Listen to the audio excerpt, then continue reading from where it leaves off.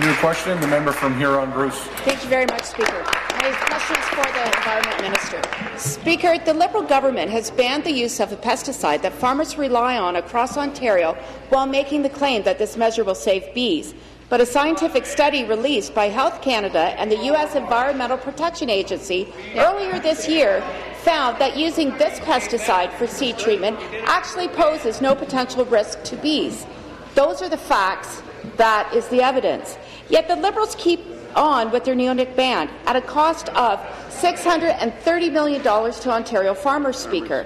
So I have to ask the minister, has he even reviewed the scientific evidence released by Health Canada, or is he choosing just to ignore it? Thank you very much, Mr. Let's just correct a few facts here. One, there is no ban. There are bans in the world. We chose not to ban it, Mr. Speaker, because we're taking a precautionary approach, and we realize that there are farmers who need this. I think all of us in this House would agree that a systemic neurotoxin that is quite toxic, putting it in places in Ontario where there are none of the pests of which it controls doesn't make much sense.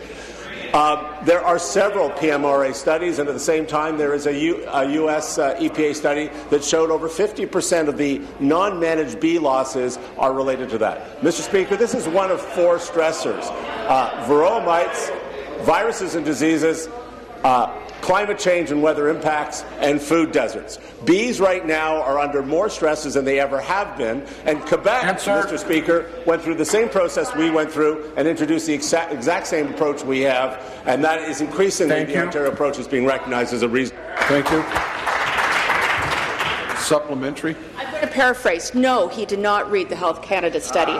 Again, back to the minister. Speaker, this minister claims to care about evidence. In fact, Speaker, he has even told his Twitter followers, and I quote, "I have argued for evidence-based decision-making throughout my professional life. But when presented with scientific evidence released by Health Canada that challenges the foundation of this minister's neonic ban, he has chosen to ignore the facts. The minister's refusal to review the evidence contradicts his own statements and is frankly anti-science. Speaker, will the minister, who is not a scientist, please explain why he thinks he knows better than a team of scientific experts at Health Canada and the U.S. Environment Protection Agency? Thank you.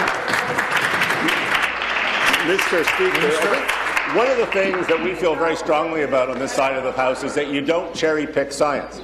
There are over, Mr. Speaker, there are over 1,000. It's never too late to ask for attention, nor ask people not to come back. Carry on. There are well over 1,000 major studies that have been done by Sussex, Purdue, Minnesota University, by the U.S. EPA, and studies by PMRA. If the member has reviewed the Auditor General and the Federal Environmental Commissioner's review of the PMRI studies, she would probably realize that I'm not the only one who's raising questions about it. But, Mr. Speaker, the vast majority of science suggests there is a problem here. And in fact, Ontario and Quebec and the Netherlands and the United States and some of the Western provinces, they don't seem to want to hear the facts. Thank you. Mr. Speaker. Thank you. No, that's your time.